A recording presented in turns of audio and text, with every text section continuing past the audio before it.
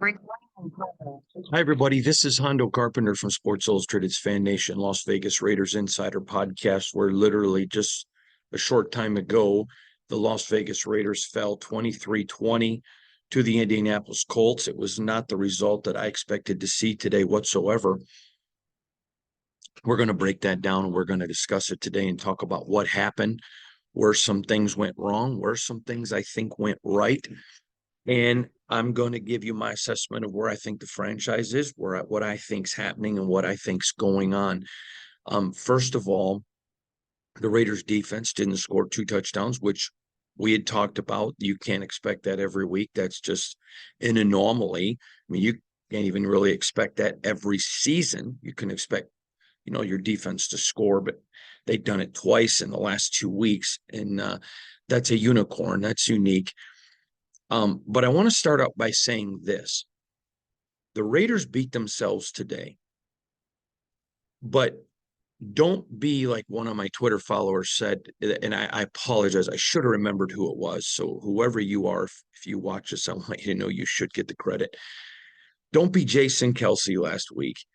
The Colts beat the Raiders. Now, the Raiders certainly helped them. You can point to some very bad calls, but I want to also tell you there were some very bad calls that went against the Colts too. If you want to know the truth, this is probably a very well officiated game because it was so poorly officiated against both parties. I think you could easily make that argument. So again, there were bad calls.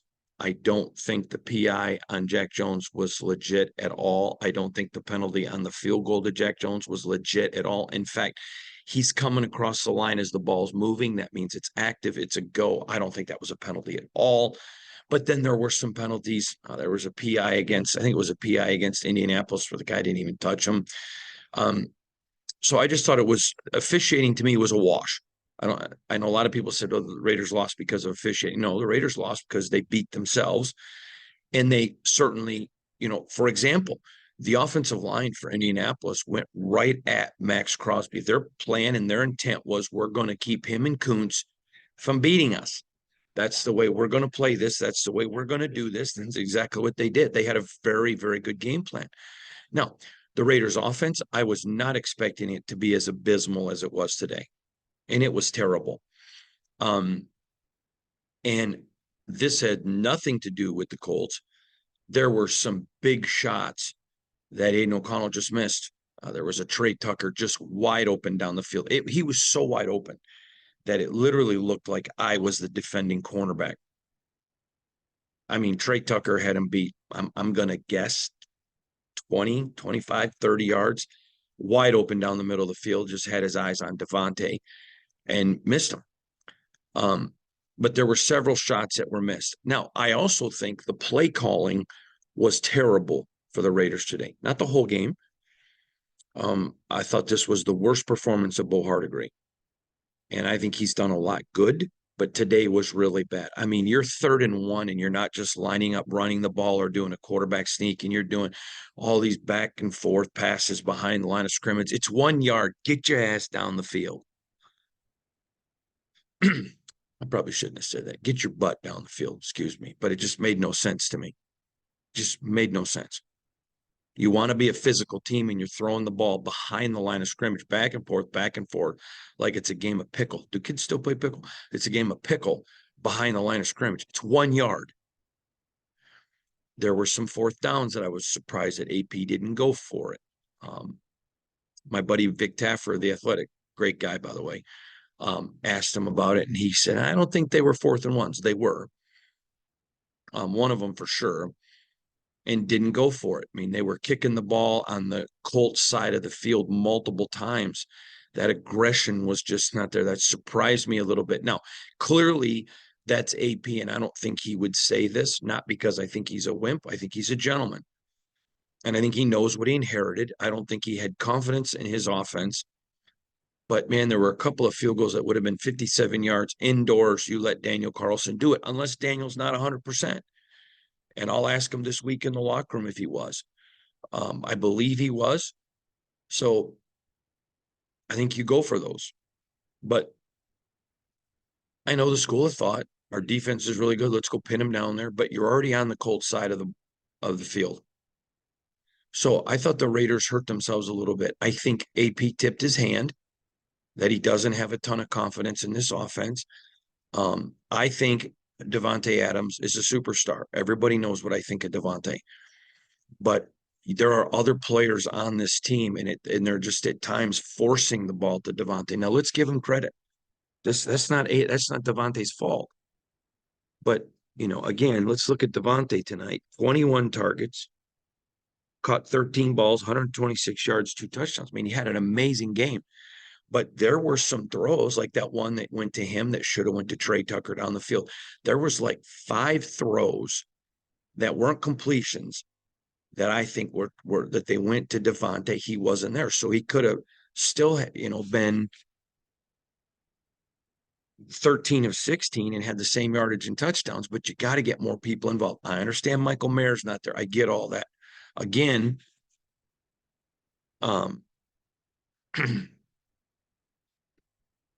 again, right, I'm looking at this thing. Here's the people who caught passes: Devontae, Jacoby, Zamir, Hoop, Tucker, Abdullah. Any names sticking out there that didn't get in? I mean, I just think that there has to be more. Now, I'm not making excuses. This is a game they should have won. No excuse. There will be no excuse making here. And it wasn't the officials. I believe that they're better than Indianapolis. Indianapolis just had better holistic coaching on their defense. Gus Bradley against Bo Hardigree. You saw at the end of the game when they go to the 2-minute and they let Aiden attack down the field. Man, you look at how he moved the ball. I mean, Aiden, when you look at his stats, now, a lot of this is at the end, but you look at this. I mean, Aiden O'Connell, 30 of 47, 299 yards, 2 touchdowns, no interceptions, 96 passer rating. He protected the football. Again, I put more on Bo Hardigree and what I thought was terrible play calling at key points, not the whole game, but at key points that I think hurt this team. Hurt them. And that's just the way it goes. Now, Bo's a first-year play caller. He takes over after the trade deadline. They had to get rid of some of the playbook because the Raiders couldn't run it. And Josh McDaniels wanted to. He got no mini camps, no OTAs, no training camp. I think that Bo Hardigree demonstrated to you today some concerning things, but again, he showed you some bright spots. Again, if you know you have to attack, then go attack early in the game. I just think they missed it. And then once Aiden gets into a rhythm, he's got some confidence. Now, next question I'm going to get is Hondo. He's garbage. Get rid of him. Okay, I'm not willing to say the kid's garbage, but I'm not willing to say he's QB1 either. I've been saying this all along. I think you got to go draft a quarterback who has some mobility, or trade for one who's young, has some mobility. Either way. But, and then let him compete. And if you go get a rookie, you name him your QB1 going into OTAs and minicamp and make him compete. Best man gets it. Or if you go trade for a guy, then you make that guy the one and still let Aiden develop. But I just think it was, I put a lot of Aiden's struggles early on coaching. Now, not missing Trey, that's all on Aiden.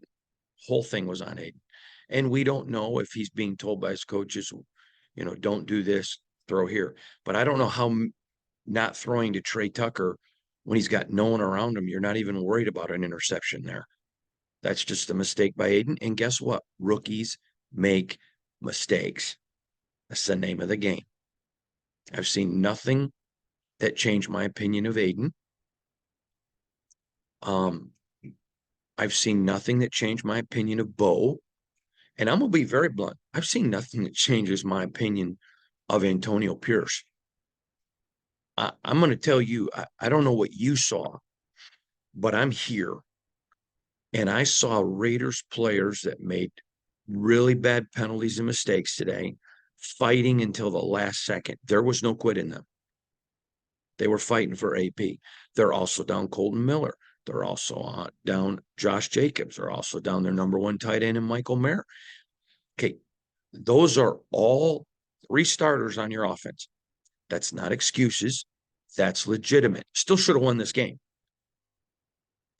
But my job is to present to you the reality. You're down three guys, two of them that we know are superstars, one in Mayer that's a burgeoning superstar.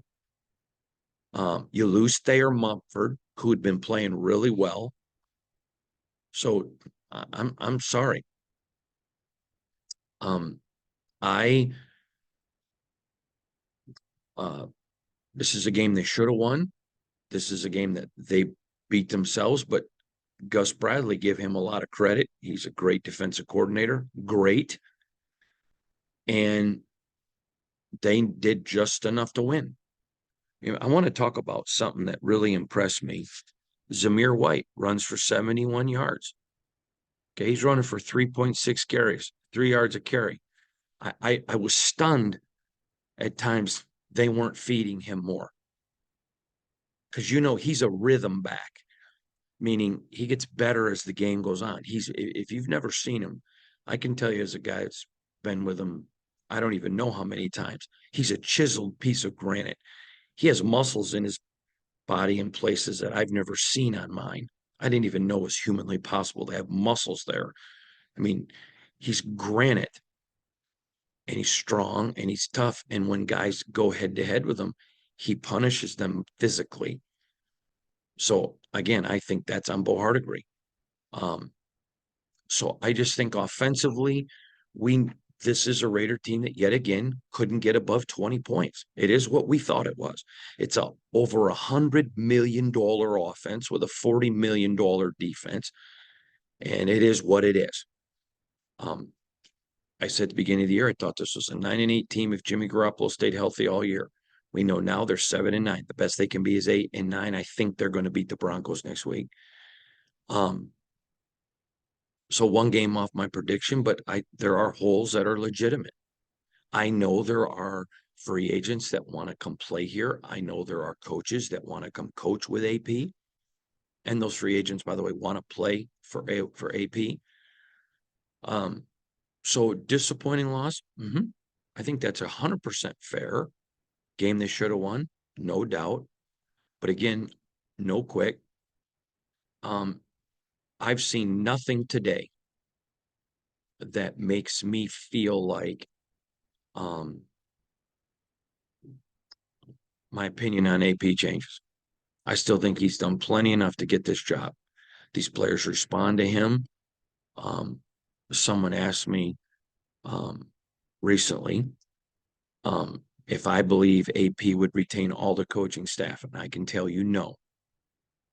I do not believe that, and that's not a guess. I don't believe that he would. But I think he has he has that locker room and the players that matter in that locker room.